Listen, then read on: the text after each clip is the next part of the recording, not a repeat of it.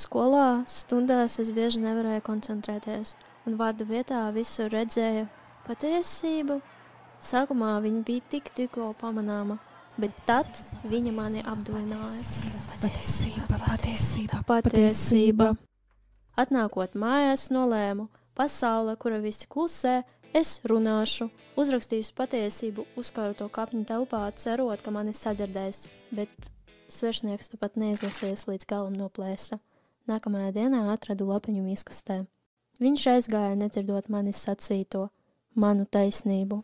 Es devos tālāk, pa sev neierastu vietu, pakrinot patiesību pilsētas centrā un aizbēgu, paslēpjoties aiz krūmiem un novērojot, ko no cilvēki darīs. Pēc izlasīšanas es to uzmanīgi noņēmu no staba un paņēmu līdzi. Pagāja daudz gadi pirms pasaule spēja sadzirdēt un galvenais izprast īstu vārdu nozīmi, ko reiz uzrašinājis bija sazīt kāds pusaudzis. Un tagad patiesība lepni stāvē skolā.